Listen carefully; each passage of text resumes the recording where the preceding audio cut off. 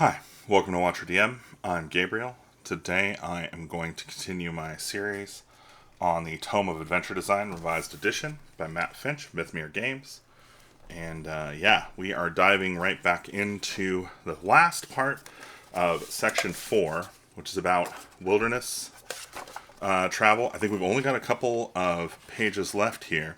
We're going to be exploring the forest wilderness tables, the hill and mountain wilderness tables, and then finally some swamp wilderness tables before closing out the book and moving on to, I'm very excited to announce the continuation of this series using the Tome of World Building, also by Matt Finch, Mythmere Games. So look forward to that. I hope you will join me while you are subscribing so that you can be notified when they come out. You should also hit the like button because, it helps. It helps people see this, which if you found this useful, I hope other people find it useful. I know I like exploring this stuff and just seeing what comes out of my mind as I kind of stitch these things together.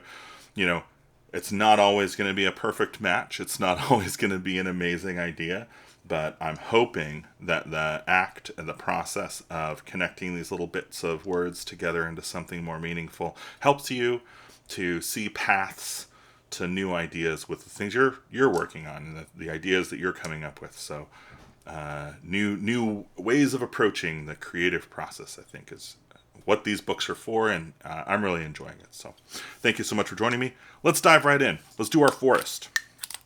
So one can use this table for building maps. It is a list of ideas for kind of larger features that go onto the map before details start getting filled in. For smaller details, use the forest dressing table. That's this 489. So we're going to start by writing down, this is our forest mapping features.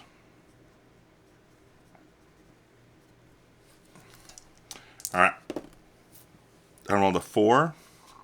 So area with destruction. Let's just look at this. Let's just read this table here real quick. So I think, okay, so I do see some unusual trees, unusual plants, but we saw those already. We already did those tables. So I'm not seeing anything here that, like, this would be great if you're doing like a forest, like hex crawl maybe, and you're just kind of generating some, overall ideas for what's in the forest in a given hex. Let's go ahead and move on to the forest dressings and just kind of see what we get. Oh, I rolled 4 again. Okay. Oh, interesting. Okay. So 04. Let's just say some destruction. That's what we got on our first table. And then 04. Bark scraped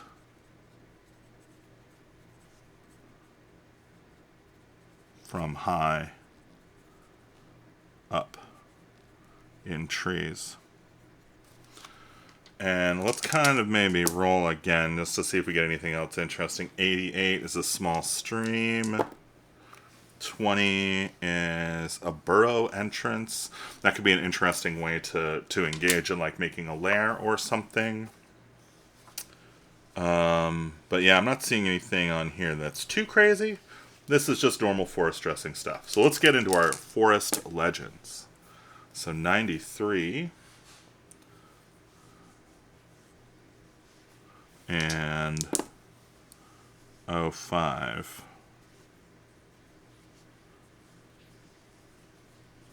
The warded children? That's interesting. The warded children. So I wonder if there's like some children in the forest that are being protected by the woods. That could be an interesting legend. I kind of feel maybe let's check 50. Let's swap it, right? So the warded miser sounds good. Like a somebody who kind of went batshit, like, collecting their own stuff and trying to protect it, and now they're just surrounded by wards and protections that they kind of can't get out of. They're like a prisoner of their own protection, which I love that kind of fantasy. I think that's really, really great. Parables in a way. Name of a legend about the forest. That's interesting. Okay. We got some forest animals here. We're just going to roll on this. I'm probably not going to write these down. I don't think it's Animals tend to be pretty normie stuff. Oh, we got a sloth. I love me a sloth, man. I think sloths are some amazing creatures. Jungle rainforest animals. Let's go 84. Stork, crane, egret, or heron. Also one of my favorite creatures. I think that's pretty cool. But I think, these tables here, these are something I would want to have during play. Just to, oh, okay, yeah, you see a skunk running off. This is how I would use this. If I was in a forest, I'd maybe roll on this table or even just pick a thing from this table just to kind of add some stuff to the scene. In fact, I might do this very thing with upcoming Mythic Bastionland game that I've got, where they're going to be exploring lots of wilderness and kind of moving around, and it'll be nice to have a little table of things that they can engage with. Okay. Part 4, Hills, Mountains. So let's go hills and mountains. Do our line here. Alright, so we got our map features again. We got 70 trees, grove, or wood. So that's funny because we just did forest. So yeah, you could kind of imagine using this in conjunction with this other. But I think this comes to an interesting point about hills and forests, or hills and mountains, which is that hills and mountains are, in many cases, in many ways, reflective of the environment around them, although they tend to be a bit different. But like a desert mountain is still a mountain and is also a desert. And I wonder what yeah, I don't know. I wonder what we could do with that information. I don't know if that's useful, but yeah, might be interesting. I'm not going to write this down. I don't think that that's a useful, similar to, well, I guess, I did write down the last one, so let's just do it. Trees, grove, or wood.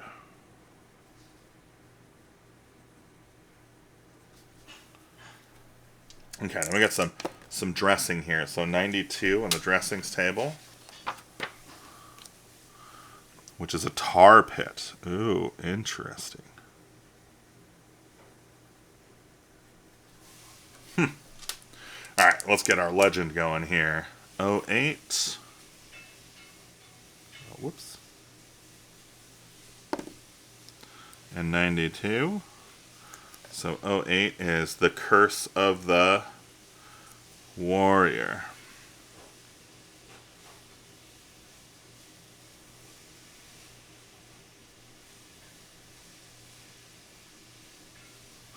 Okay, cool, interesting. So, yeah, that's interesting. I think. So first of all, this reminds me. I have an adventure that I recently put out for the Fang system called Curse of the Conqueror, which you should check out. It's like pay what you want. I did all the art and writing and stuff for it, so if you like it, I hope you like it. If you don't like it, I hope you'll tell me you don't like it and give it a rating or whatever. But yeah, I'll try and put the link in it to the put the link for it into the description. Sorry, I'm having a hard time speaking. Okay. The Curse of the Warrior, though, makes me think that maybe like this warrior has climbed up this mountain or gone into these hills to maybe try and take some wood from this. I'm going to call it a sacred grove to make maybe a bow or something. But like maybe the wood is like said to be like they're peacebringer trees. And so he tries to make a bow out of them to try and bring peace by having a weapon, and of course that curses him, and so he gets trapped in the tar pit along with his bow. I don't know. That's just off the top of my head, some ideas there. So let's look at this. Unusual cliff sides, 89. Unusual color of stone or strided with unusual colors of stone, orange, green, etc. So yeah, what do we roll? It's a 89. Oh, cliffs of green and blue stripes Cool idea. And then fossils. So basic resemblance for the fossil is a 30. And the second part is going to be a 35. So it's a human-sized fish fossil. I'll just put fossil here so we can tell. Human-sized fish. Oh, that's supposed to be like that. And then 35, fossilized with nest/cache of eggs. Fossilized with eggs. Now, what's weird is that I think fish eggs are probably too fleshy to be preserved, but I'd be interested to find out if that was actually true. That's just an assumption I've made. So I think that's interesting. And yeah, I think that is the end of that table. So let's go on to our swamp.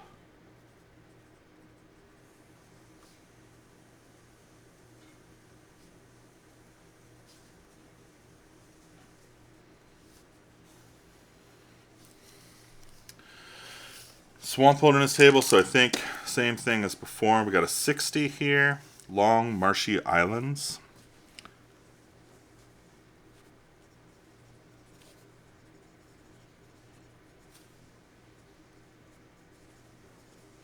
Man, this is giving me flashbacks to when we had like this 50-minute conversation about the difference between a swamp, a bog, and a marsh. So some map features. I guess it goes straight into legends. Pardon me. Whew. So we got 30 and 18. So 30 is drowning fish. Oh, weird.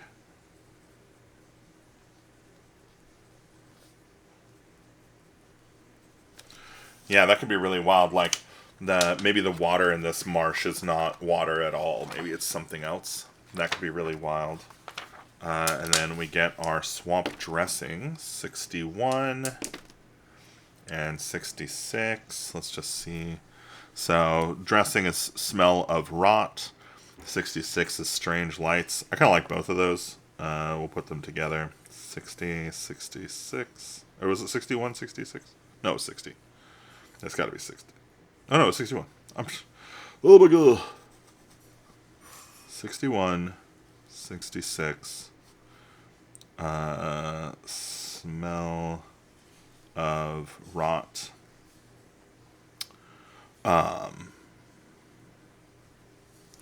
When strange lights. Now, this right here. So this is something I'm going to encourage everybody to do who uses these types of books. Roll twice. See if you can come up with a way to add the two things together. So I like the idea of a couple of things here. So maybe the fireflies and the smell of rot. Like maybe they're firefly stink bugs, which would be an interesting creature. Alternately, you could also imagine some like glowing swamp gas. So, like, it smells of rot, but it's actually just like a kind of arcane, stinky gas that's coming up from the swamp, which could be really, really cool. And then, I guess, yeah, I don't know. Those are some ideas I had. Now, I do want to, we're closing out the book. We have made it to the end. I want to point out that the list of tables is in the back here. This is fine. I would rather have the table numbers listed where they're referenced in the book, but like this can be a nice way to kind of find a table that you're looking for. Although this does rely a lot on, having like basically you're going to want that table number. You're going to come back here to find the page and you're going to go back to where it is. So it's a little clunky, but that's probably the choice they had to make for the shape of everything to kind of work. And it's a bunch of those. And then you've got an index. And the index in the back goes through and, does what an index does. So any meaningful word in the book, points back to its page of usage. And you'll also notice that the spark tables go pretty much all the way to the end. So House of Cards and a splendid hat. I never ended up really exploring the spark tables in this book. I think I maybe pointed at them a few times. But I think that's kind of as it should be. Like, spark tables on the sides should just kind of be one of those things where you're like, I need an idea. Plague Doctors, circle of players. Like, okay, fine. There's a bunch of Plague Doctors are taking bets on, the survival of a patient. Something like crazy like that. So yeah, I hope you've enjoyed this series. I know I have enjoyed bringing it to you.